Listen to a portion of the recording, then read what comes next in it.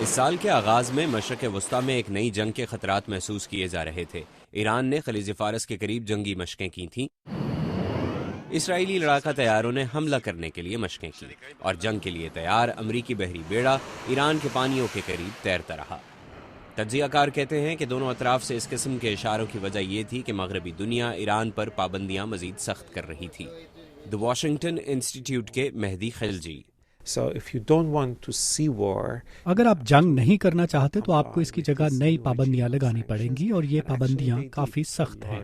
معاملات میں اس وقت کچھ بہتری آئی جب گزشتہ مہینے استنبول میں ہونے والی میٹنگ میں ایرانی مذاکرات کاروں نے توقعات سے زیادہ نرمی دکھائی، جس کے بعد ایران کے وزیر خارجہ علی اکبر صالحی نے کہا، اگر استنبول میں ہونے والے مذاکرات کو مثبت سمت میں ایک قدم کہا جا سکتا ہے تو مجھے یقین ہے انشاءاللہ ہم بغداد میں کئی مثبت قدم اٹھائیں گے۔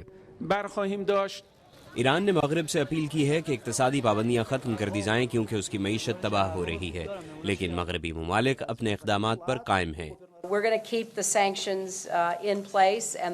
ہم ایران پر اقتصادی پابندیاں اور دباؤ قائم رکھیں گے اور دیکھیں گے کہ بغداد کے مذاکرات میں ایران کا رویہ کیسا ہوتا ہے، پھر اس کے مطابق فیصلہ کریں گے۔ مبصرین کہتے ہیں کہ جو بھی معاہدہ ہو اس میں ایسے نکات شامل ہونے چاہیے کہ ایران اسے اپنی کامیابی قرار دے سکے۔ اس کی وجہ یہ ہے کہ مسلم دنیا میں ایران کا مقام جوہری میدان میں اس کی کامیابیوں سے کم اہم نہیں۔ مبصرین کے مطابق اسرائیلی وزیر اعظم بنجامن نیتن یاہو کے ایران کی جانب رویے پر اسرائیلیوں کی سوچ بٹی ہوئی ہے۔ یوول ڈسکل اسرائیل کی ڈومیسٹک سیکیورٹی سروس کے سابق چیف ہیں۔ مجھے وزیر اعظم پر بالکل اعتبار نہیں، نہ ہی ان کے وزیر دفاع پر۔ مجھے ایسی قیادت پر اعتبار نہیں جو نفسیاتی جذبات کو سامنے رکھ کر فیصلے کرے۔ مگر اسرائیلی وزیر دفاع کہتے ہیں کہ ناقدین ماضی کو نظر انداز کر رہے ہیں۔ ایران اپنے جوہری پروگرام کے بارے میں جو جھوٹے دعوے کرتا رہا ہے اس کے ثبوت موجود ہیں، لیکن پھر بھی اسرائیل میں سیاسی عزائم رکھنے والے چند لوگ اپنے سر ریت میں دبائے رکھنا چاہتے ہیں۔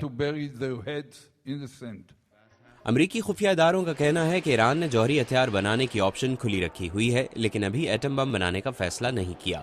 لیکن مہدی خلجی کہتے ہیں کہ ایران کو یہ ثابت کرنا ہوگا کہ اس کے ارادے پرامن ہیں۔ ایران کو یہ ظاہر کرنا ہوگا کہ وہ ایٹم بم نہیں بنانا چاہتا اور وہ اپنے وعدوں پر قائم رہے گا اور عالمی برادری کو مطمئن کرنے کے قابل ہے۔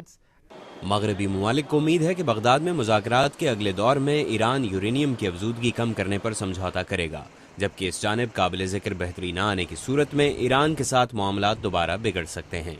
میریڈتھ بیول کے ساتھ محمد عاطف، اردو VOA۔